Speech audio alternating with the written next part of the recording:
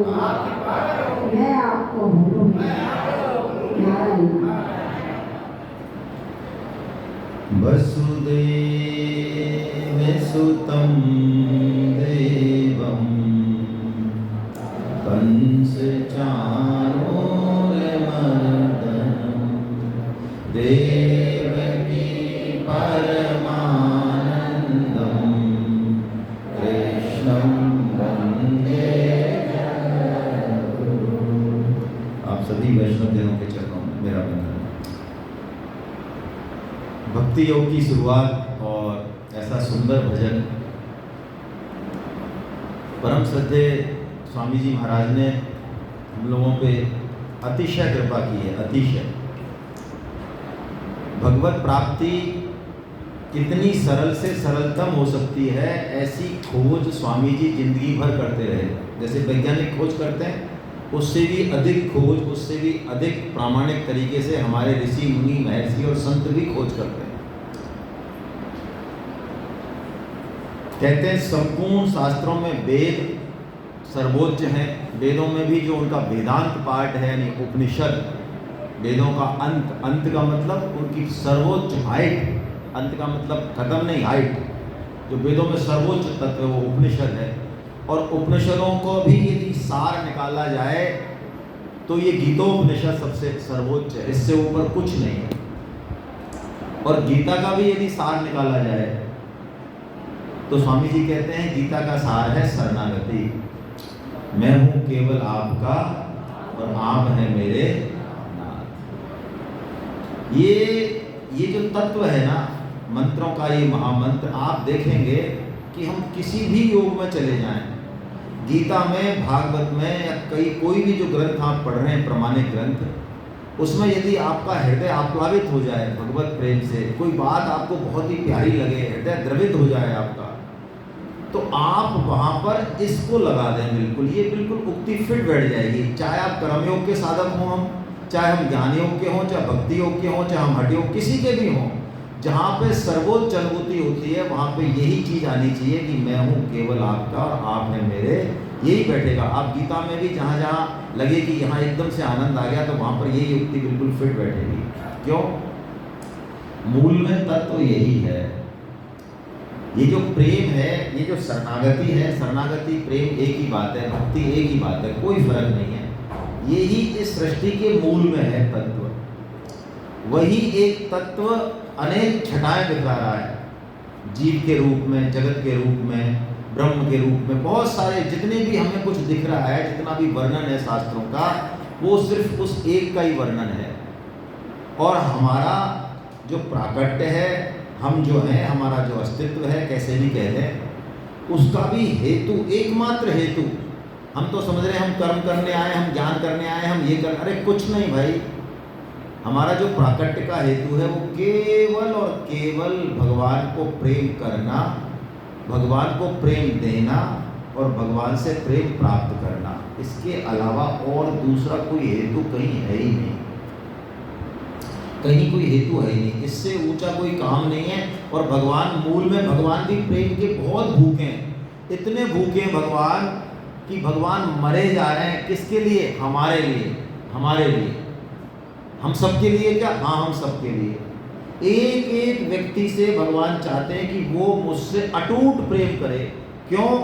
हम जो भगवान को प्रेम दे सकते हैं, हम सब अपने अपने तरीके से, वो यूनिक है। यूनिक मतलब मैं जैसा प्रेम भगवान को दूंगा, ऐसा प्रेम पूरे ब्रह्मांड में कोई नहीं दे सकता। आप जैसा प्रेम भगवान को करेंगे, वैसा प्रेम भगवान को कोई नहीं कर सकता। मैं स्पष्ट कह रहा हूँ, कोई ऋषि मुनि महात्मा संत भी नहीं कर सकता। हाँ, नहीं कर सकता। उसकी एक यूनिकनेस है, उसकी एक अलग क्वालिटी है, और उसी प्रेम के लिए हमारा जन्म है, उसी के लिए सारा सिस्टम है। भगवान, हम उसी प्रेम के लिए मरे जा रहे हैं। और हम कैसे भगवान को प्रेम करें, कैसे भगवान के प्रेम पात्र बने, इसके लिए भगवान ये सारी जुगत लगा रहे हैं, सारी जुगत। ये हमको धकेल रहे हैं चारों तरफ से, जन्म मरण से ले जाते हुए अपनी तरफ खींच रहे हैं कि कभी हम थोड़ा चेत करें और उस प्रेम का अनुभव करें, उस प्रेम का अनुभव करें। वो एक ही तत्व अनेक तत्वों में प्रकट हुआ है। आज हम भक्ति योग की शुरुआत कर रहे हैं, भक्ति योग की शुरुआत भगवान कर रहे हैं ज्ञान विज्ञान योग से, यानी भगवान बता रहे हैं कि मूल में जो मैं एक हूँ, जो प्रेम स्वरूप हूँ, जो कि सच्चिदानंद घन स्वरूप हूँ, वो एक ही कैसे कैसे रूपों में बदला है। मूल में एक ही है, बीज एक ही है। अब वो पेड़ बना है, कैसे बना है, तना बना है, वो फूल बना है, वो पत्ती बना है, वो रस बना है, वो आम बना है। बीज से उसका कोई साम्य नहीं दिखता, उसकी शकल नहीं मिलती, उसके गुणधर्म नहीं मिलते, लेकिन है वो सब बीज से। और बीज की ही चीज सब उनमें आई है, बीज के अलावा कुछ है ही नहीं। और दूसरा, आम के बीज में यदि आम का रस नहीं हो तो क्या आम में रस आ जाएगा? क्या लकड़ी बोने से आम मिल जाएगा? तो ये जगत, ये भगवत रूप जो बीज है उसी का तो प्राकट्य है। तो भगवान कह रहे हैं मैं तुझे इसी बात को समझाना चाहता हूँ अर्जुन, अब छोड़िए कर्म ज्ञान, जरा बहुत हो गया। अब आ जरा मैं तुझे अपनी बाहों में भर लूँ, अपने हृदय में बसा लूँ। क्या तू समझ मेरी बात, ये ज्ञान समझ कि सब कुछ मैं ही हूँ, सब कुछ। महाराज ये बुरा बुरा जो दिख रहा है मांस और ये बदबू गंदगी, हाँ ये भी सब मैं ही हूँ। वह क्या बात है, सब कुछ कृष्ण, हाँ सब कुछ कृष्ण के अलावा कुछ आएगा कहाँ से? तो महाराज हमें तो ये ज्ञान हो गया। विज्ञान भगवान ने कहा ऐसा तू अनुभव कर ले तो वो विज्ञान हो जाएगा। अब अनुभव कैसे होगा? तो अनुभव तो भगवान की कृपा से होगा, भगवान की कृपा से होगा। और उस कृपा को भगवान अब प्रकट कर रहे हैं। अब आप देखिए भगवान ने ध्यान योग बोला, कर्म योग बोला, ज्ञान योग बोला, और कल हमने ये 6.46 पढ़ा, यहाँ भगवान ने कंपैरिजन किया। हालांकि ध्यान योग का तो कंपैरिजन नहीं किया यहाँ पे। एक तरह से कर्म योग, जो कर्मी अपने आप को कर्म योग मानते हैं, कर्मी जो है, कर्मी मतलब जो शुभ कर्म कर रहा है, संसार में परोपकार में लगा हुआ है, लेकिन कैसे लगा हुआ है? कर्ता भाव से, सकाम भाव से, अहम मैं करता, मुझे कुछ चाहिए, ऐसे हम सब जो है बड़े बड़े काम करने में लगे हुए हैं। लेकिन भगवान ने उसकी संज्ञा कर्मयोगी नहीं दी, उसकी भगवान ने संज्ञा क्या दी? कर्मी, कर्मी दी, कर्मयोगी नहीं, कर्म ठोक, कर्मयोग नहीं। वो क्या कर रहा है? कर्म ठोक रहे हो। ऐसे ही जो अपने आप को वेद शास्त्र पुराण गीता, इनका पांडित्य, इनका शास्त्रार्थ और इनका सब कुछ रटा पटा पड़ा है, उसको भगवान ने ज्ञान योगी नहीं कहा। उसको क्या कहा भगवान ने? ज्ञानी कहा। ज्ञानी, ज्ञानी कौन होता है? जिसको ये पता होता है कि मेरे को ज्ञान है। आप समझ रहे हैं? मेरे को ये पता है कि मैं बहुत अच्छा आदमी हूँ, मेरे को ये पता है कि मैं बहुत ही सरल और सीधा हूँ। तो स्वामी जी कहते हैं यदि तुझे ऐसा लग रहा है कि तू बहुत सरल है, तू बहुत सीधा है, तो तू बिल्कुल टेढ़ा है, तू सीधा नहीं है। यदि तुझे लग रहा है कि तू ज्ञानवान है, औरों से बहुत ज़्यादा तेरे को आता है, तो तू ज्ञानी नहीं है, तू मूर्ख राज है। हाँ यही है कसौटी। बिल्कुल इस कसौटी को हम अपने ऊपर लगा लें। यदि हमको ऐसा लग रहा है कि हम में ये गुण है, हम में ऐसा लग रहा है, सब में अलग अलग गुण लग रहे होंगे। कोई कह रहा है मैं रूपवान हूँ, कोई कह रहा है मैं बलवान हूँ, कोई कह रहा है मैं धनवान हूँ, कोई कह रहा है मैं ये हूँ, तो उसमें वो चीज़ नहीं है पूरी तरह से, बहुत छोटी मात्रा में है। यदि पूरी तरह से वो चीज़ आ जाती तो फिर ये बात रहती ही। जिस दिन ज्ञान हो जाएगा तो ज्ञानी को मैं ज्ञानी हूँ और दूसरे अज्ञानी हैं, ये बात ही दिमाग में नहीं रहती। तत्व ज्ञानी जो होते हैं, संत होते हैं, वो किसी को उपदेश देने में भी हिचकते हैं बहुत ज़्यादा। क्यों हिचकते हैं?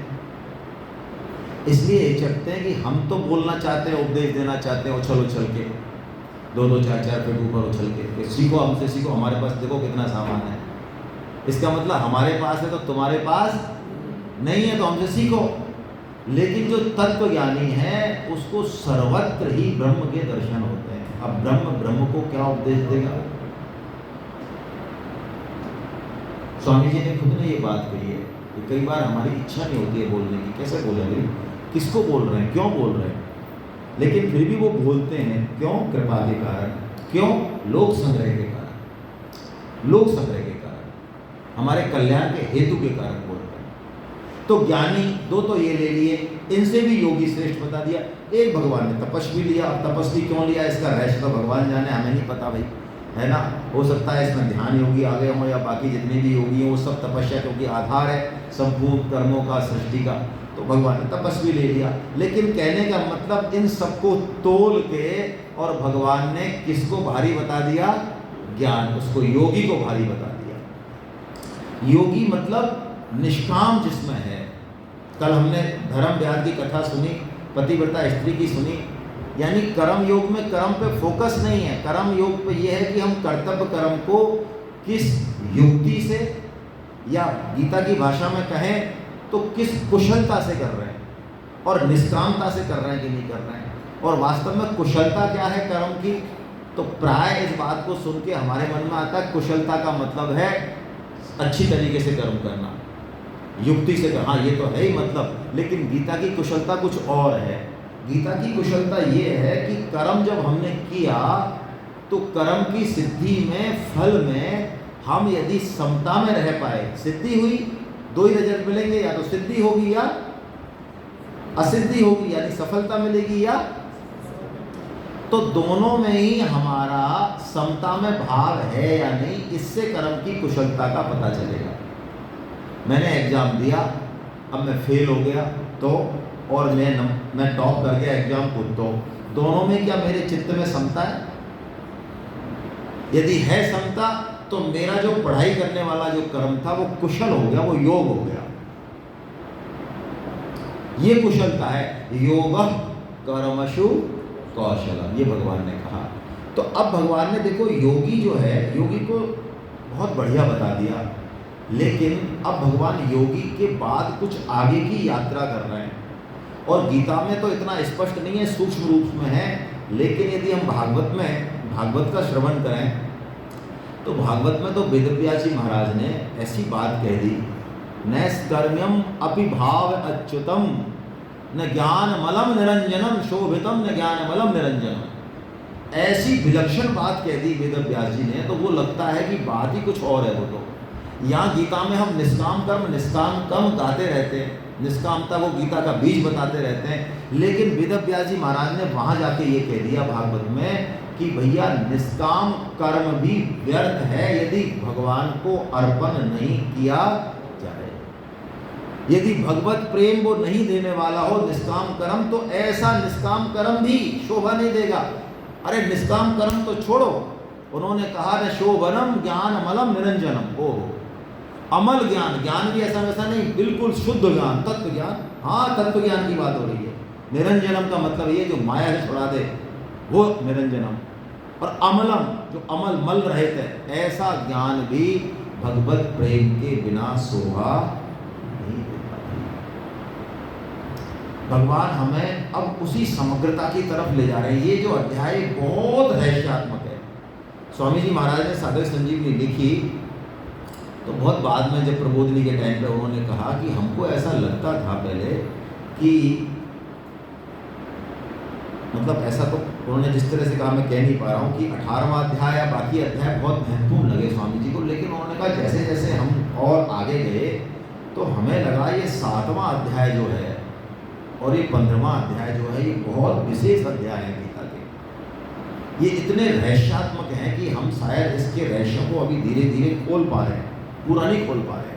7वें अध्याय को उन्होंने बहुत रहस्यात्मक कहा। क्यों? भगवान ने यहाँ पर अपने हृदय की बात को प्रकट किया है। प्राय गीता पढ़ के भी और गीता के टीकाकार भी प्राय किसी न किसी एक मत की तरफ उलझते जरूर है। वो ये केन आप पढ़ लें टीका, मैं किसी का आक्षेप नहीं कर रहा हूँ, अपने मन के भाव प्रकट कर रहा हूँ, ये स्वामी जी की बात नहीं है, इसको आप कैंसिल भी कर सकते हैं। तो टीकाकार भी प्राय येन केन प्रकारेण गीता में जिसको वो पसंद करते हैं उसकी ही प्रधानता को सिद्ध कर देते हैं। जैसे आप ज्ञान योगी की टीकाएं पढ़ें, मैं नाम किसी का नहीं ले रहा हूँ, है ना, आक्षेप नहीं है, लेकिन ज्ञान को जो प्रधान मानते हैं उनकी टीकाएं आप पढ़ें तो वो गीता में से 50 श्लोक निकाल के ये सिद्ध कर देंगे कि गीता में तो एकमात्र भगवान को ज्ञान की ही प्रतिस्थापना करनी है। देखो ये श्लोक बिल्कुल स्पष्ट है, देखो आप देखो इनका मतलब देखो। जिनको कर्म की स्थापना करनी है वो गीता से वही 50 श्लोक अलग तरह के निकाल के और ये सिद्ध करते हैं। देखो भगवान स्पष्ट करें, अभी भी तुम्हारी फूट गई है क्या? बिल्कुल ही कोई चर्चा थोड़ी करना चाह रहे हैं, भगवान तो कर्म की प्रतिस्थापना करना चाह रहे हैं, कर्म योग को उत्तम। और जो भक्ति चाहते हैं वो कहते हैं कि नहीं, तुम दोनों ही बावड़े हो, जो है भक्ति ही सर्वोच्च है। वेदव्यास जी का क्या कहना है इसमें? वेदव्यास जी ने गीता को लिखा है, उनका भी तो कुछ कहना होगा। तो हम यदि इस तरह का कंपैरिजन कहीं कर रहे हैं तो हम वास्तव में चीज को ठीक से देख ही नहीं पा रहे हैं। वास्तव में ये कोई कनिष्ठ वरिष्ठता की बात ही नहीं है, ये ऊपर नीचे की बात ही नहीं है। भगवान यहाँ पर एक शब्द कॉइन करेंगे अगले उसमें, मैं आपको बताऊं, नीचे की लाइन पढ़ें तो आप पहला ही श्लोक भगवान बोलेंगे, असंशयम समग्रम माम यथा यास्यसि तच्छृणु क्षणु क्षणु। अर्जुन सुन नहीं रहे क्या? कचौड़ी खा के सो गए क्या? हाँ, कई लोगों ने तो कल ही गीता पूरी समझ ली और आज वो भगवान की टांग पकड़ने गए। हाँ, असली काम कई तो आते ही इसलिए कि यार ये बढ़िया है, हम तो जाते हैं तो 20,000 रुपये खर्च होते हैं, यार ये कचौड़ी 4,000 रुपये में सांवरिया सेट और इतना बढ़िया खाना और 3 दिन का रहना कैसे कर रहे हैं? यार ऐसा करें, अपन जाएँ तो सांवरिया सेट के नाम से निकल इधर जाएँ क्या यार, ये 3-4 स्पॉट भी कवर कर दें। हाँ, तीर्थों में जाओ और इधर जाओ। हाँ, गीता क्या रखा है? गीता तो फिर सुन लेंगे, भगवान की वाणी से क्या रखा है? भगवान को पकड़ो। 4,000 रुपये में अल्टीमेटली खोपड़ी में तो वही पैसा ही भरा है। मैंने कई बार ये बात कही है, आपको फिर मैं निवेदन करता हूँ, परम श्रद्धेय स्वामी जी महाराज ऋषिकेश में 40 साल से अधिक समय विराजे और वो एक बार भी उनका नीलकंठ जाना नहीं हुआ। मैं ऐसे बोल रहा हूँ, वो नहीं गए, ये गलत है बोलना। एक बार भी उनका नीलकंठ जाना नहीं हुआ और हमने ऋषिकेश में 8-10 सेमिनार कर ली। हमारे 15-20 खिलाड़ी तो अगले दिन लुढ़क जाते हैं और 11 बजे तक आते हैं, भगते भगाते सेमिनार। कहाँ गए? ऐसा भगवान शंकर के दर्शन करके। आप तो समझते नहीं हो शिव तत्व को, हम तो कम से कम जाएं। तो समग्र तत्व क्या है? ज्ञान कर्म भक्ति का रिलेशन क्या है? क्या इसमें ऊपर नीचे की बात है? हम किसको पकड़ें, पकड़ें कि नहीं पकड़ें, क्या करें? ये गहरा तत्व अब भगवान बताने वाले हैं और कह रहे हैं क्षणु सुन। तो अब तक अर्जुन नहीं सुन रहा है क्या? सुन रहा है, सुन रहा है, लेकिन भगवान क्षणु कह के ये कह रहे हैं कि अब मैं जो तो बात बता रहा हूं चूक मत जाना। हाँ, बिल्कुल गजब की बात बताने वाला हूं मैं, इसलिए सुन सुन सुनो सुनो, ये कहा भगवान ने, ऐसा पहले नहीं कहा कभी। तो समग्रता की जो बात है ये इतनी विलक्षण है, इतनी सूक्ष्म है, इतनी सूक्ष्म है कि भगवान खुद ही कहते हैं कि भैया भगवत कृपा से ही समझ में आएगी। इसी अध्याय में कहेंगे, 7.3 में कहेंगे, 7.14 में कहेंगे, वरना तो मेरी माया तुझे उलझा देगी, कहीं न कहीं लुढ़का देगी। भगवान खुद ने 7.3 में कहा, मनुष्यानाम सहस्रेषु कश्चित् यदति सिद्धये यदतामपि सिद्धानाम कश्चिन् मां वेत्ति तत्वता। अर्जुन, हजारों में से कोई एक तो चलता है। हाँ, पूछो पचौरी जी ने कितने लोगों को फ़ोन किया। हालांकि यहाँ तो कम फ़ोन करने पड़े होंगे क्योंकि सांवरिया सेठ के नाम से हम जो है तीर्थों में सेमिनार हो तो हमारा मन गीता सुनने का कर जाता है। हाँ, एक पंथ और कहीं ऐसी जगह हम गीता सुनाने की कह रहे हैं जहाँ पे कोई आसपास चिड़ी भी नहीं हो। तो हजारों में से कोई एक तो आता है, हम बड़े भाग्यशाली हैं। बिल्कुल हमको अपने आप को धन्यवाद दे देना चाहिए, कोई इसमें बड़ाई की बात नहीं है कि हम भगवान की वाणी का श्रवण कर रहे हैं यहाँ पे। तो हजारों में से भगवान कहते हैं कोई एक तो चलता है और चलने के बाद कोई हजारों में से, ऐसे हजारों में से कोई एक टिकता है, बाकी तो निकल लेते हैं। और ऐसे हजारों में से भी, इनमें से भी लाख हो गया, कोई एक मेरे इस तत्व को थोड़ा बहुत समझ पाता है। और इतना कठिन है क्या? हाँ, इतना ही कठिन है। तो क्या समझा रहे हैं भगवान समग्र में? एक छोटी सी कहानी वेदव्यास जी महाराज ने तो बता ही दिया, उसको ही ले लेते हैं पहले कि वेदव्यास जी महाराज ने सबसे पहले जो प्रकरण चालू किया भागवतम में, श्रीमद् भागवतम में, वो यही किया कि भक्ति माँ बड़ी दुखी है। क्यों दुखी है? कि वो तो है जवान तरुणी और उसके 2 बेटे हैं। कौन? ज्ञान और, है ना, ये वैराग्य निष्कामता ही है। ये कर्म योगी है, कर्म ही है ये। कर्म होगा ही तभी जब वैराग होगा, वरना तो आसक्ति से तो कर्म होगा ही नहीं, वो अकर्मी हो, वो विकर्म होगा वो। तो ज्ञान और वैराग्य दो बेटे जब तक जवान नहीं होते, तरुण नहीं होते, तब तक भक्ति माँ पुष्ट। आगे समझ में? अच्छा, कोई भक्ति माँ को तो माने नहीं, तो भक्ति के बिना ज्ञान आ जाएगा? जब माँ के बिना बेटा आ जाएगा, कहाँ से आ जाएगा? हम ले आएंगे साहब, हम तो ले आए। अरे तुम ले आए होगे, कोई भूत आया होगा भैया, बेटा तो नहीं आ सकता, कोई भूत प्रेत पीछे पड़ा होगा। ज्ञान के बिना, और ये भक्ति कर्म और त्रिवेणी है, तीनों का समन्वय है। हम एक कहानी से और समझते हैं कि एक गांव में 3 व्यक्ति रहते।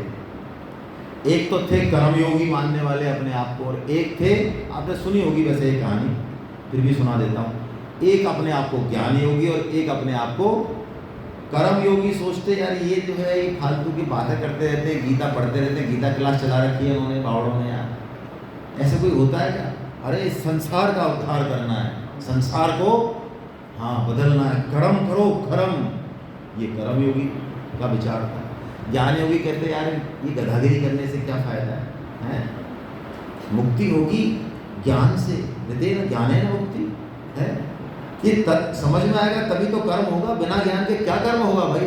ज्ञान सर्वोच्च। अच्छा, भक्ति कहता कि यार ये अपने आराम से माला जप रहे, भगवान से प्रेम कर रहे हैं, क्या कर्म ज्ञान की गिल्ली डंडा खेल रहे हैं, कुछ नहीं, असली चीज यही है। तीनों भाई चलते हैं अपने अपने मार्ग पे। एक दिन वो शहर जाते हैं, तीनों शहर जाते हैं, रास्ते में तूफान आ जाता है, आंधी आ जाती है, वो बचने कहीं जगह नहीं मिलती, तो एक मंदिर मिलता है, एक बड़ा सा मंदिर दिखता है। तो मंदिर में बाहर कुछ नहीं होता है, ऐसा कोई बरामदा होता है, तो अंदर घुसते हैं, अंदर गर्भगृह होता है, बहुत सकरा सा गर्भगृह, सकरे होते हैं कई बार।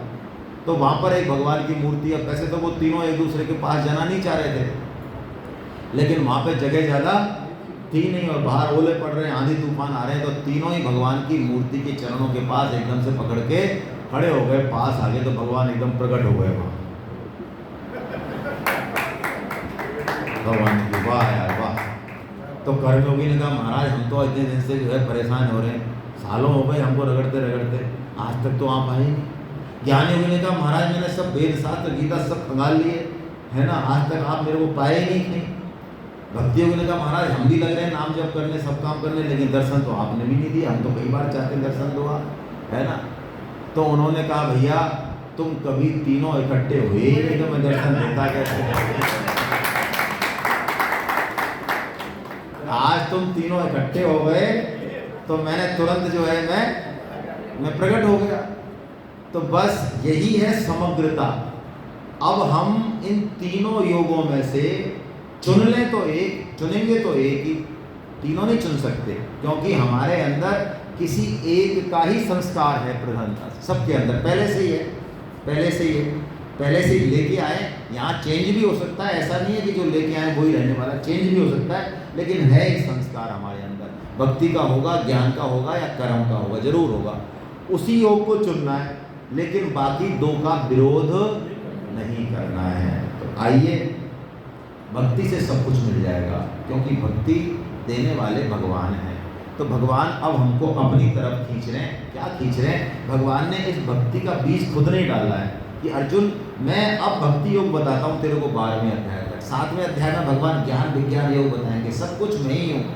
8वें अध्याय में बता रहे हैं भगवान ज्ञान विज्ञान योग 6 टर्म से 6 शब्द बोलेंगे, अधियज्ञ, अधिभूत, अधिदैव, 3 तो ये बोलेंगे, और ब्रह्म, कर्म और अध्यात्म ऐसा बोलेंगे। तो अर्जुन का दिमाग थोड़ा हिल जाता है, जैसे हमारा हिलता है कि महाराज ये क्या बोल दिया आपने, अभी तक तो एकदम सरल सरल सी बात कर रहे थे, एकदम से कठिन पेपर दे दिया। ये समझाओ तो सही, ये क्या चीज़ें आपने बोली हैं। तो भगवान समझाएंगे 8वें अध्याय में, समझा के फिर निकल लेंगे उसी ट्रैक पे ही।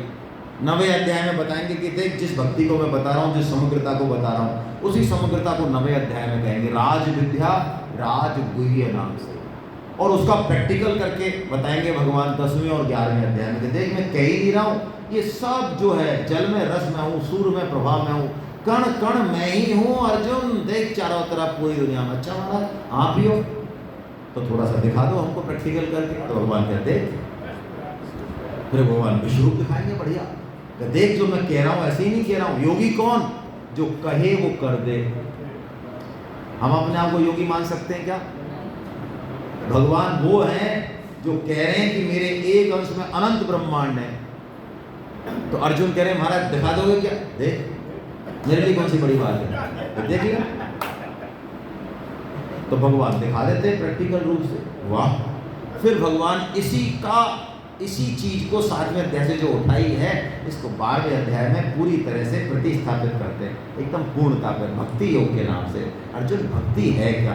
जिस समग्रता को लेके चले थे, उसी समग्रता को भगवान वहाँ पे सगुण, निर्गुण, साकार, निराकार के फंदों से निकाल के बिल्कुल अपनी तरफ ले आते हैं। अर्जुन, तू भक्त बन मेरा, तू मेरे हृदय में आ, तू मुझसे प्रेम करना। अरे तेरा कोई काम नहीं है, तू क्यों चिंता करता, मैं हूं ना। ऐसी बात करके भगवान उस भक्ति योग को पूरा करते हैं। तो आइए, भगवान ही लेके जा रहे हैं, अर्जुन को कोई कल्पना नहीं है। तो चलते हम भक्ति के इस महासागर में, जरा किलोले करते हैं। योगिनामपि सर्वेषां मद्गतेनान्तरात्मना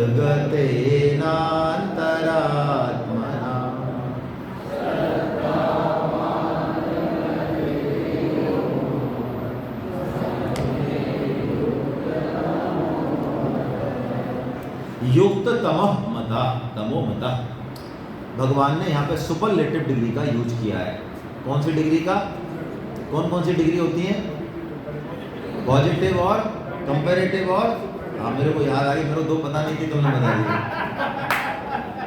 आपको लग रहा हो मेरे बारे में भूल गया, आपने बता दिया। सो पॉजिटिव, कंपैरेटिव और, तो भगवान ने यहाँ सुपरलेटिव डिग्री यूज किया कि ऐसा जो भक्त है वो सुपरलेटिव है, यानी उससे ऊपर कोई नहीं है। कैसा भक्त है महाराज, क्या क्वालिटी है? तो भगवान ने कहा श्रद्धावान भजते माम कहा भैया, है ना, कोई निर्गुण निराकार नहीं कहा। समझ रहे हो? यही उत्तर मिल गया ना।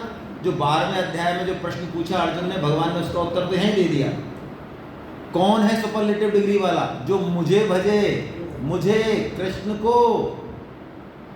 कई लोग गीता की टीका करते हैं, गीता पढ़ते हैं, लेकिन कृष्ण को, बहुत सी हैं ऐसी, आप ऐसे समझ ना, हवा में बोल रहा हूँ, लेकिन वो कृष्ण को परम पुरुषोत्तम, पूर्ण ब्रह्म पुरुषोत्तम और भगवान मानने को तैयार नहीं है।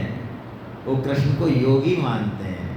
कृष्ण तो एक मानव है जो चेतना का विकास करके और योगी के स्तर पर आ गया। अच्छा, वो कहते हैं आप भी चाहो तो कृष्ण बन सकते हो। मलमूत्र का वेग तो कंट्रोल होता नहीं।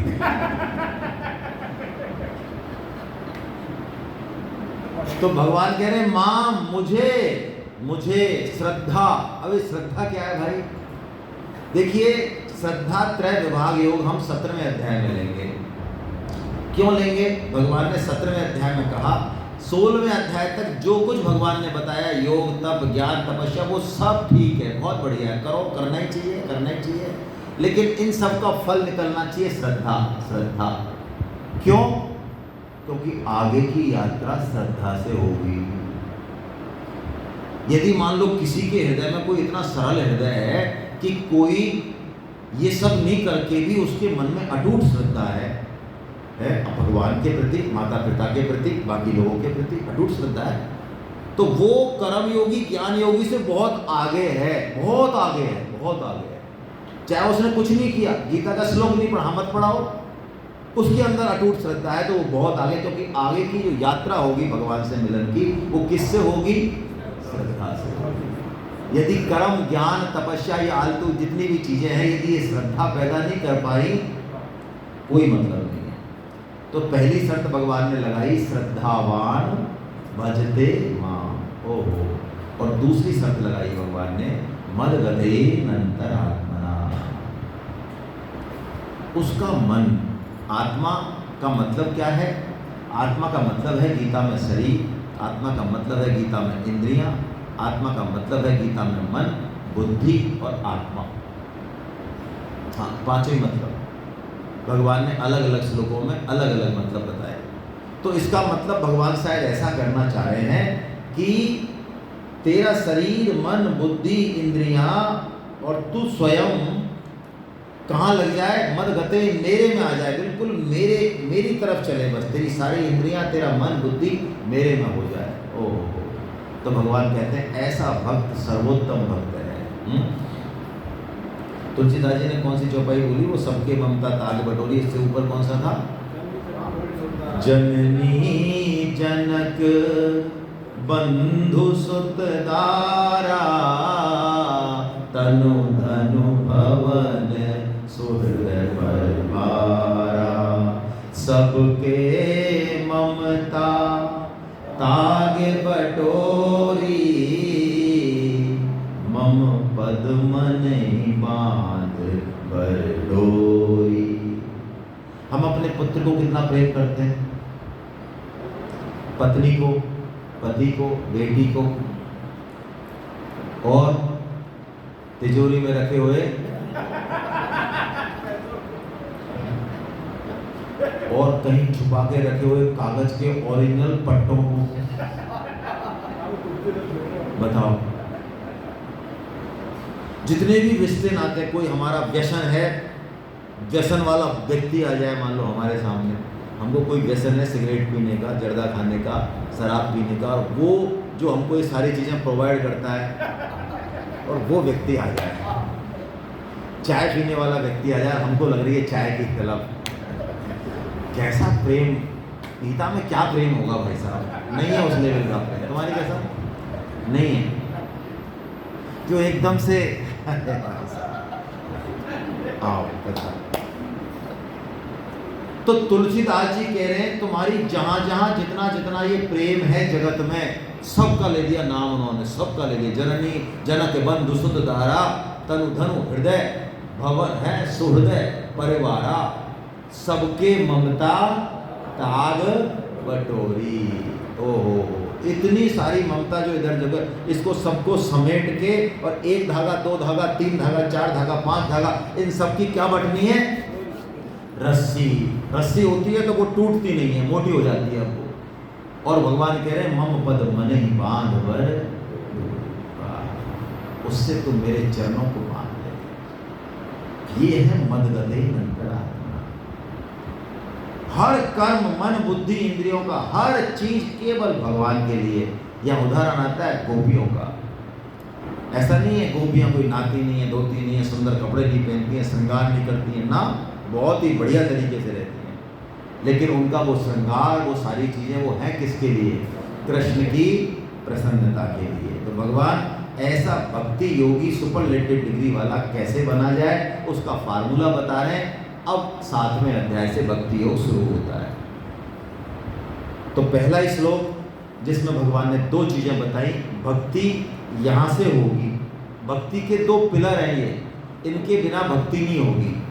मैया सक्त मना पार्थ योगम युञ्जन मदाश्रय, असंशयं समग्रं मां यथा ज्ञास्यसितच्छृणु। मैया आसक्त मना पार्थ, आसक्त मन वाला। आसक्त भागवतम में, आप भागवतम के साधक हैं तो शुरू में देख लें, पहले ही स्कंद में है। रूप गोस्वामी जी महाराज ने 8 स्टेप बताए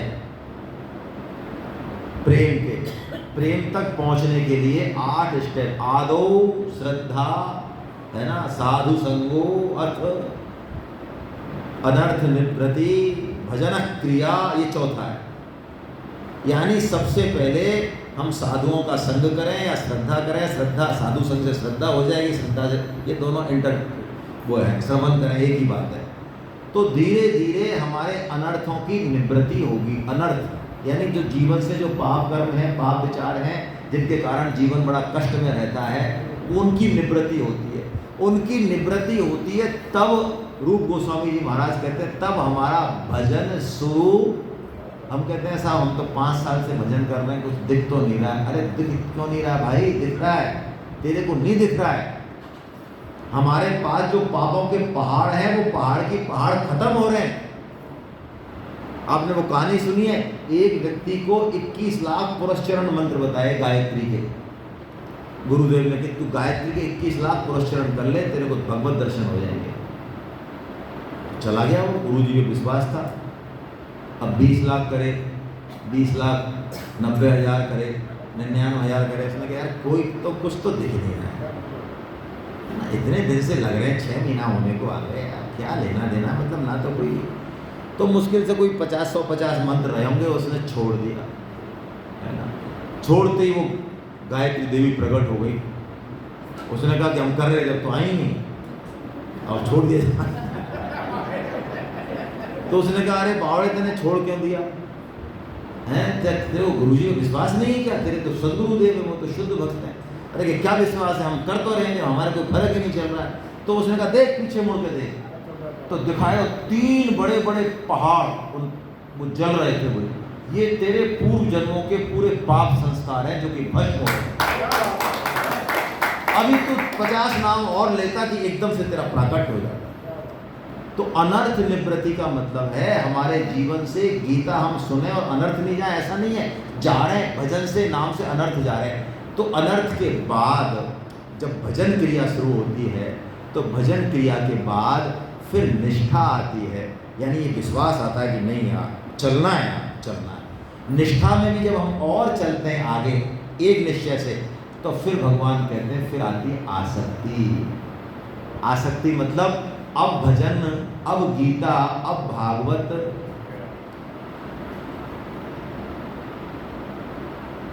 सूरदास जी कौन सा भजन है,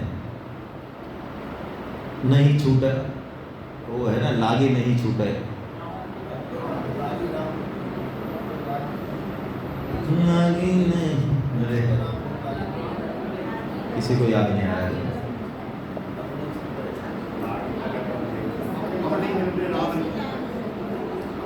सूरदास जी ने भजन गाया है ना, रैदास जी ने अब राम नाम लागी नहीं छूटा, ऐसा भजन गाया है ना। लोग तो परेशान है कि हम पे ना छूटे, हाँ ये अलग है, अब तो लागे नहीं छूटे हरि भक्त। एक रैदास जी ने और गाया है, रैदास जी ने गाया है भजन। चलो रैदास जी कह रहे हैं कि भैया हमसे ये राम नाम छूट नहीं रहा है, हम तो नहीं लेना चाहते इसको, लेकिन हमारी जीव जो है मानती नहीं है, इसको छोड़ो। आपको पता है चैतन्य महाप्रभु जब फ्रेश होने जाते, शौच को जाते, तो लोक संग्रह के लिए, उनके लिए तो क्या नाम लेना है, लोक संग्रह के लिए अपनी जीव को ऐसे पकड़ लेते फ्रेश होने के टाइम। योगी तो तुरंत फ्रेश होकर जाते हैं, हमारी तरह आधे घंटा तो लगाते नहीं है ना, वो तो आधे मिनट में आ जाते हैं। तो वो आधे मिनट के लिए अपनी जीव को पकड़ लेते थे, ये दिखाने के लिए, शौच और पवित्र दिखाने के लिए कि राम नाम फ्रेश होते समय नहीं ले रहे हैं, बस इसे दिखाने की। क्यों पकड़ क्यों लेते, अब हमें दिमाग में पकड़ क्यों लेते, अरे छोड़ते वो तो राम नाम करेगी, इसको छोड़ा नहीं जीव को कि क्या करेगी, ये राम नाम करेगी। तो इसलिए क्या करते, हाथ से पकड़, ये आसक्ति है। भगवान कह रहे हैं ऐसी तेरी आसक्ति हो जाए मेरे में। अच्छा महाराज ऐसी, हाँ तो भक्ति की बता रहे हैं, ये बात कर रहे हैं भक्ति की, प्रेम की। पहली शर्त बताई ऐसी आसक्ति हो जाए, और दूसरी शर्त बताई योगम युंजन मदाशय। तू योग का युंजन तो कर, तू कर्म योग कर, तू ज्ञान योग कर, तू परोपकार कर, तू सेवा कर, हाँ सब कुछ कर, तेरे को जो पसंद आ रहा है वो सब कर, हैं। जैसे कल देखो हम गए दर्शन करने हैं सांवरिया सेठ जी के, तो अब इनका कैसा हृदय, आदरणीय हमारी रेखा गुप्ता जी जो कि IAS हैं, बताओ रिटायर्ड हुई हैं IAS इस पद से, वरना भाई बुरा मत मानना, IAS वो जो ढंग से बात नहीं करे 90%, बुरा मानो तो मानो भले। लेकिन जब मैं इनसे मिला, इनके दर्शन करे मैंने, मेरा मिथक टूट गया। मैं भी 5 साल सेक्रेटरी बना हूँ, ऐसा मत करना हवा में फेंक रहा हूँ, मैंने भी संग रहा हूँ।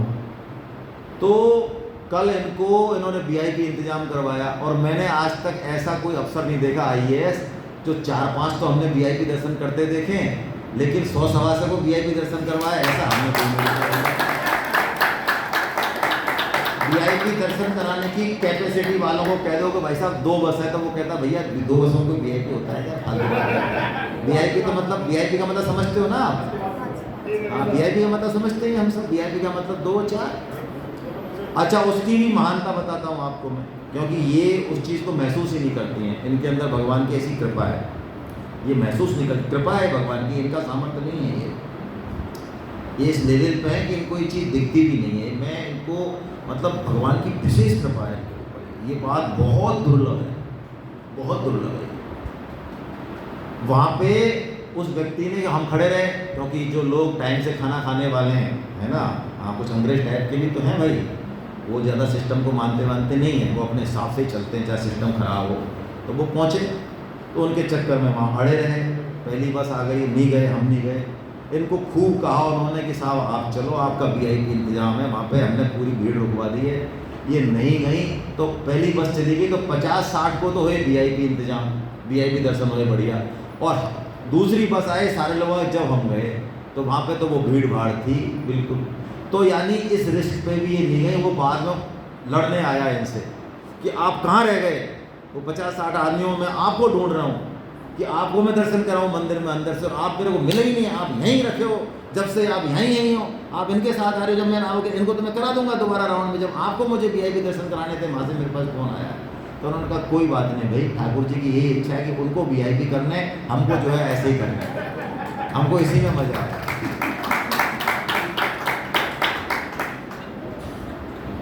तो योग युंजन तो कर, अच्छे कर्म तो कर, लेकिन आश्रय किसका रख? ये है भाई भक्ति। और आश्रय यदि खुद का हो गया तो गड़बड़ हो गई, बहुत बड़ी। अब भगवान बताए, मेरा समग्र रूप दिखा रहा हूं तेरे को। कह रहे भगवान अर्जुन देख, ये जड़ और चेतन सब कुछ जो है ये सब मैं ही हूं। अच्छा महाराज, लेकिन भगवान ने कुछ शब्द बदल दिए। भगवान ने कहा देख, ऊपर के उसमें तो भगवान ने 8 तरह की अपरा प्रकृति बताई, अष्टधा। कौन सी है महाराज अपरा? अपरा क्या?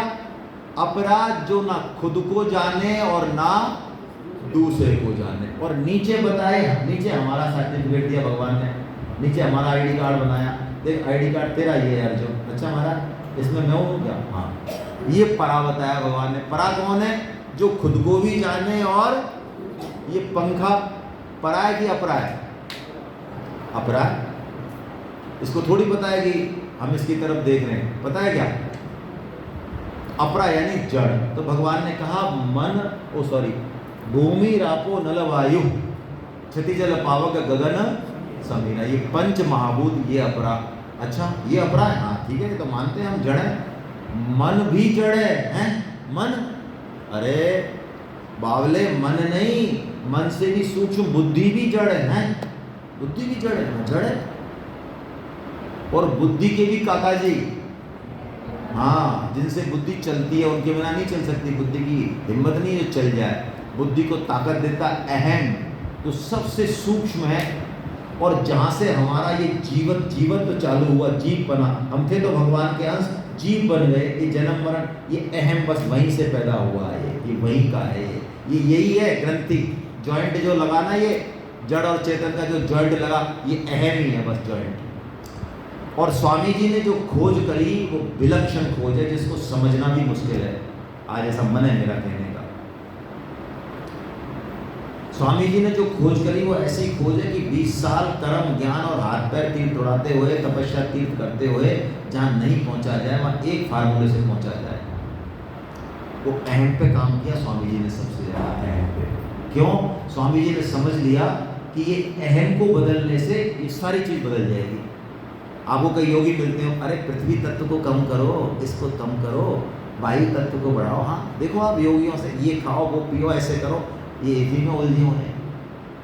अरे भाई, अहम में जब तक ठीक नहीं होगा मामला, तब तक ये सारा सिस्टम, हमारा जो अभ्यास है, जो भी तपस्या, सब बेकार है। क्या स्वामी जी ने कह दिया, इस अहम को ठीक करो। क्या ठीक करो? मैं केवल भगवान का हूँ, बस ये है अहम शुद्धि। अहम को शुद्ध करना ये कर्म योग है।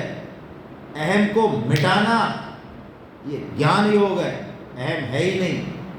और अहम को सरेंडर करना, समर्पित कर देना भगवान के चरणों में, सब जगह वही देखना, ये भक्ति योग है। ये सारा खेल अहम से ही है। ये अहम अपरा प्रकृति, भगवान ने कहा ये सब मैं ही हूँ, अर्जुन, मन बुद्धि भी मैं ही हूँ। और तू क्या है? तू जो है ये है परा प्रकृति। इस परा प्रकृति ने अपरा प्रकृति से संबंध मान लिया, यहाँ से गड़बड़ हुई। ये संबंध भगवान ने नहीं बनाया, ना ना ना ना, ये भगवान का काम नहीं है।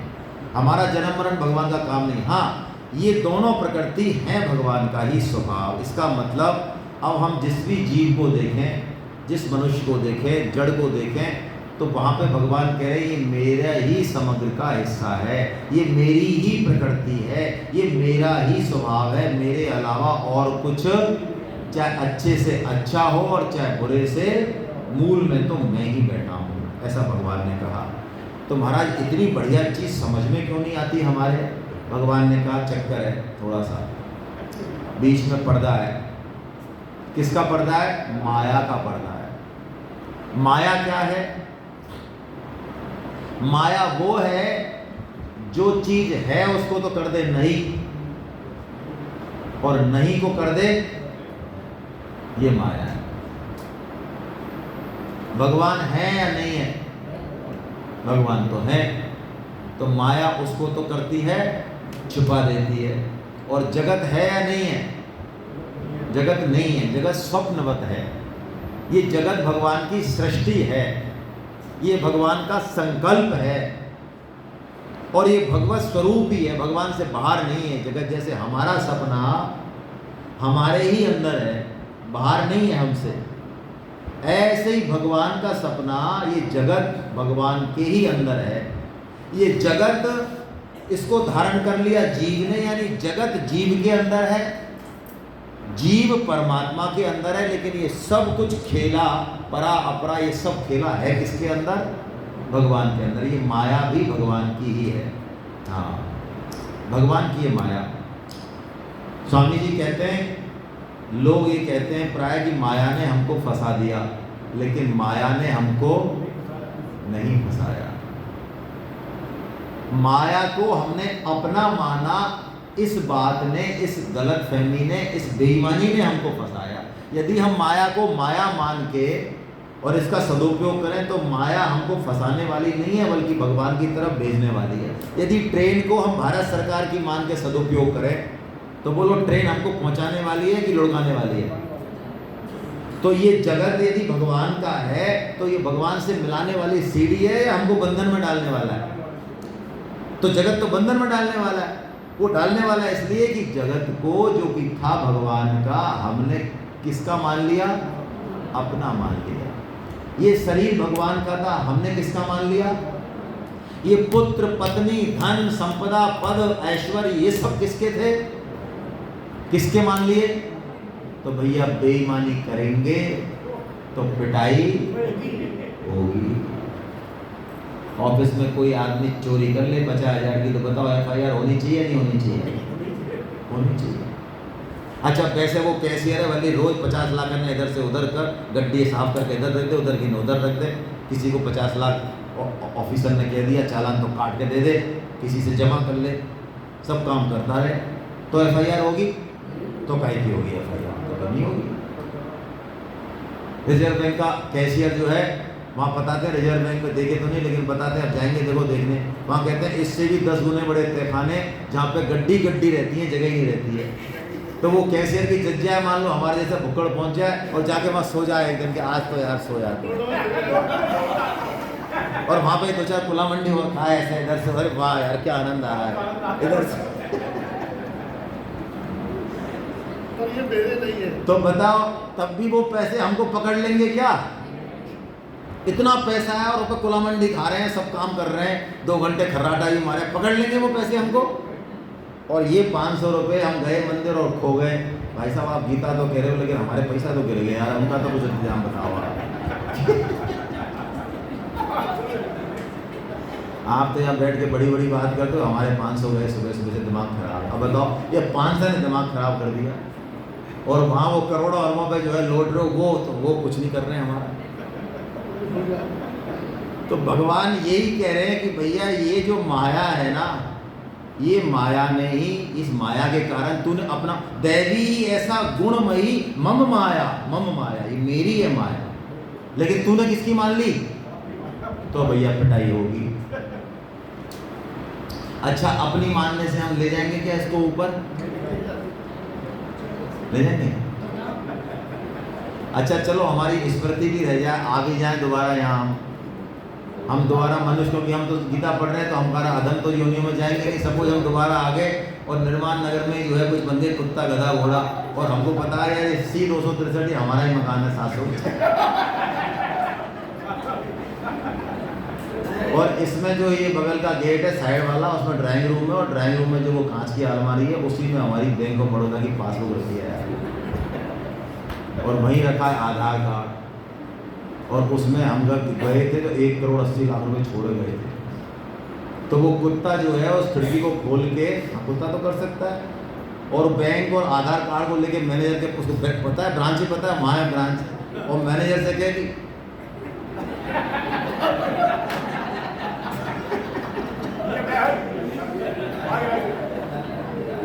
तो चल जाएगा काम।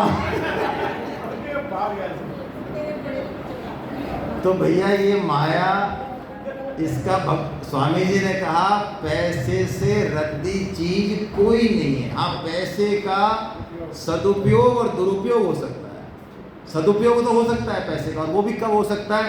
जब हमारी थोड़ी बहुत चल रही हो, जब तक है, ज़्यादा गलत नहीं मत रहना। शरीर जब खराब हो जाता है ना, हमारे पैसे पे भी हमारे घर वाले लाट साहब बन जाते हैं, पट्टे खर्च नहीं करने देते हैं। जब बूढ़े तेरी बुद्धि सटिया गई तो पैसे तो ऐसे फेंकने के लिए क्या? 5 लाख वहाँ दे दे और 7 लाख वहाँ दे दे, चुप। और उस आदमी जिसका शरीर है ना, कपता है ना, वो डर जाता है। वो ये नहीं कहता मेरे हैं यार, मैं, अरे जब तेरा बाथरूम करना बंद कर देंगे अभी हम। आपको हंसी आ रही है, बोलो ऐसा नहीं है क्या भाई, मैं गलत बोल रहा हूँ क्या?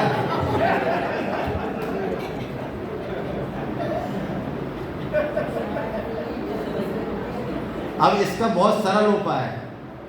इतनी माया जिससे बड़े बड़े ऋषि मुनि महर्षि चक्कर में पड़ जाते हैं, तो स्वामी जी ने सरल उपाय बताया, हे नाथ, मैं केवल भगवान के चरणों में चले जाएं, भगवान के प्रेम को अपना लें, बस।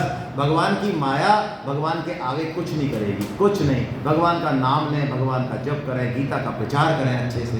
अरे भगवान का काम करें ठोक के, सेवा करें तो भगवान की मान के करें, हैं? चाहे कोई हो सामने, कोई भी रिश्ता हो, लग रहा हो बुरा लग रहा हो, लेकिन भगवान मान के उसकी, मैं कह रहा हूँ जिस रिश्ते जो कर्तव्य हमको मिला है। आपको पता है ये सास ससुर माता पिता नंद भौजाई भाई वगैरह ये कैसे हैं? यही है हमारा बंधन का कारण, और यही है हमारी मुक्ति का कारण। बाहर हम 1000 वर्ष तपस्या कर लें तो कुछ नहीं होगा, बहुत स्पष्ट कह रहा हूँ मैं। और वह हम 2 साल भी यदि काम कर दें अपना भगवान, तो हम मुक्त हो जाएंगे, और उसके बिना हम मुक्त नहीं हो सकते। उसके बिना हम मुक्त होंगे ही नहीं। वो जो कर्जा है, जो अभी बहू के रूप में, सास के रूप में, पुत्र के रूप में, वो फिर आएगा नए तरीके से, नए जन्म लेने के लिए, और अल्टीमेटली उसको चुकाना पड़ेगा। इसलिए गीता का साधक यदि अभी भगवान की बात मान के, चाहे मन से कितना ही बुरा लग रही हो, बुरी लग रही हो, और अपना कर्तव्य कर्म कर दे भगवान मान के, तो बेड़ा पार है, माया से पार चला जाएगा।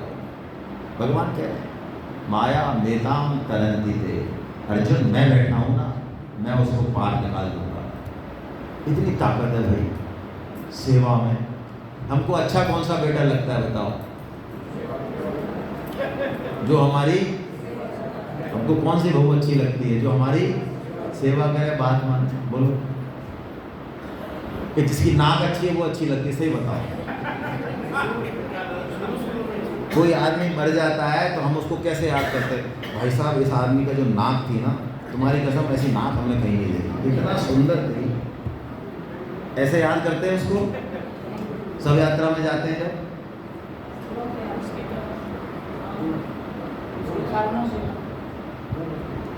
तो भाई इसी पे टिकना है। नाम जप की विशेष महिमा है, भगवान के नाम जप की विशेष है ना। जो व्यक्ति गीता प्रचार, नाम जप और सत्संग, ये 3 चीज पकड़ ले और अपना कर्तव्य पालन जो है, ये चीजें यदि करने लग जाए तो बस और कुछ भी जरूरत उसको विशेष है नहीं, कुछ भी ज्यादा करने। चलिए, अब ऐसे भगवान के 4 भक्त हैं। भगवान ने बताया अर्जुन मेरे को भजने वाले 4 भक्त हैं। पहला आर्तो, आर्त भक्त, दूसरा जिज्ञासु, तीसरा अर्थार्थी। ये 3 को तो भगवान ने एक साथ दिया और चौथे को अलग कर दिया। क्यों? ये तीनों तो भगवान से कुछ चाहते हैं। आर्त चाहता है सुरक्षा, जिज्ञासु चाहता है शंका समाधान, और अर्थार्थी चाहता है, हालांकि चाहते भगवान से, ध्यान रखना, ये वैसे मांगने वाले नहीं है, ये चाहते भगवान से ही हैं। इनका भगवान से संबंध महत्वपूर्ण है, चाहना महत्वपूर्ण नहीं है, ध्यान रखना, तभी भक्त है ये।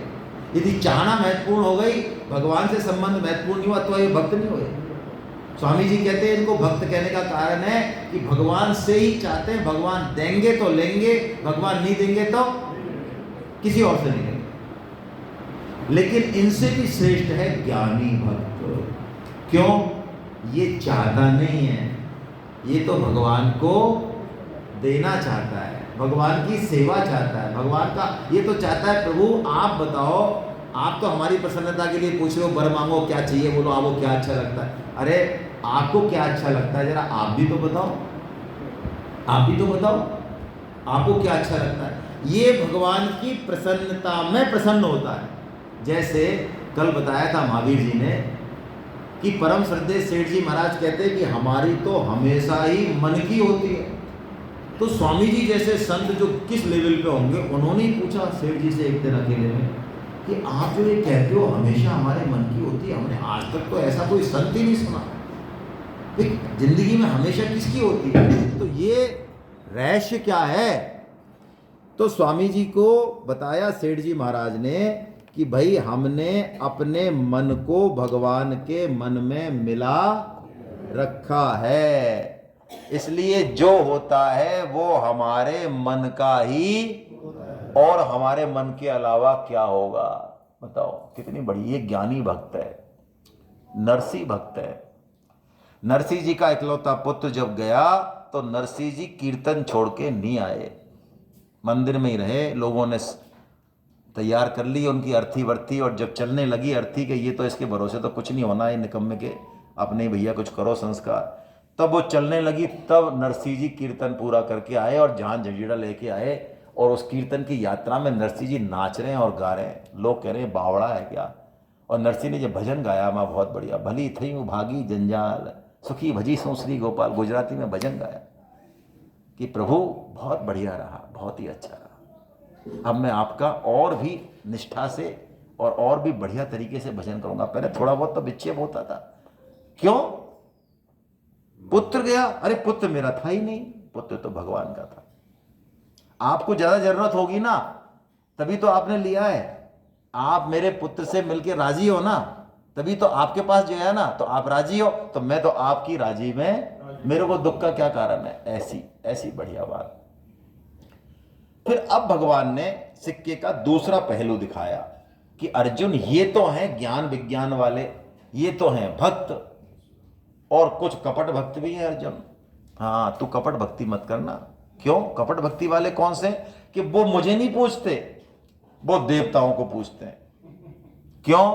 क्योंकि देवता देते हैं, तो जो देने वाला है वो अच्छा लगता है। तो उनको इतनी भी फुर्सत या अकल नहीं है कि वो ये समझ जाए कि ये देवता दे कहां से रहे, अल्टीमेटली सामान तो सारा। अब भाई टंकी, नल का पानी, कोई ये समझे, बच्चा तो समझा नल में से पानी आता है। अरे नल में से तो भैया टंकी से आता है, टंकी से, बड़ी टंकी से आता है, बड़ी टंकी से किसी नदी जल सरोवर से आता होगा। अरे भैया नदी में पानी कहाँ, अल्टीमेटली हम कहीं भी इस टेबल से चले, इससे चले, बिल्डिंग से, किसी से भी चीज से चलो आप जगत में एक्सपेरिमेंट करके देखना, किसी भी चीज से चलोगे अल्टीमेटली उसका सोर्स क्या निकलेंगे? परमात्मा निकलेंगे। तो जो ऐसा नहीं समझते हैं कि अल्टीमेट सोर्स मैं हूं और जो देने वाला है उसी की पूजा करते हैं, तो भगवान ने कहा अर्जुन वो तुच्छ बुद्धि वाले, वो मूर्ख राज हैं। भगवान ने कहा भैया मेरी तरफ मत देखो। अंतबत्तु फलम तेषाम तद भवति यल्प मेधसाम। और देवताओं को पूजने वाले देवताओं को प्राप्त होते हैं, भूत प्रेतों को पूजने वाले भूत प्रेतों को प्राप्त होते हैं, और पितरों को पूजने वाले पितरों को प्राप्त होते हैं, ध्यान रखना। और कच्चे कलुआ वाले तो मत ही पूछो। और भगवान को पूजने वाले भगवान को प्राप्त होते हैं, है ना। ऐसा कह के भगवान ने सकाम भाव से देव पूजन का मना किया, सकाम भाव से देव पूजन का मना किया। अब उसके बाद भगवान फिर अपने ट्रैक पे आए और भगवान ने कहा अर्जुन देख, अधिभूत यानी जितना भी ये सब कुछ दिख रहा है, ठीक है, जड़, वो सब मैं ही हूं। और भगवान ने कहा जितने भी ये देवी देवता हैं, बात समझ तू, अभी तो देव पूजन की मना करी और अभी कह रहे हैं जितने भी देवी देवता हैं वो सब मैं ही हूं। हैं आप ही? हाँ मैं ही तो हूं। ये ब्रह्मा जी, ये सारे वरुण देवता, इंद्र देवता, हाँ सब हाँ मैं ही हूं। और ये भगवान विष्णु, हाँ ये भी मैं ही हूं। अच्छा महाराज, और ये निर्गुण निराकार वाले ब्रह्म, ये भी मैं ही हूं। अच्छा महाराज, हम जो हैं सारे जीव जंतु, ये भी मैं ही हूं, अध्यात्म में ही। अच्छा, और ये जो हम कर्म करते, कर्म भी अर्जुन मैं ही हूं, कर्म भी मेरे से ही निकला है, मेरा ही स्वरूप है। ऐसा भगवान ने बताया, समग्र रूप बताया अपना। और इस चैप्टर को जो है उसको चला दिया, हाँ ठीक है। चैप्टर को जो है भगवान ने यहाँ पे पूर्ण किया। और अब आया हमारा अक्षर ब्रह्म योग। अक्षर ब्रह्म योग में अर्जुन ने प्रश्न पूछा है। क्या प्रश्न पूछा है? जो हमारी चर्चा हो गई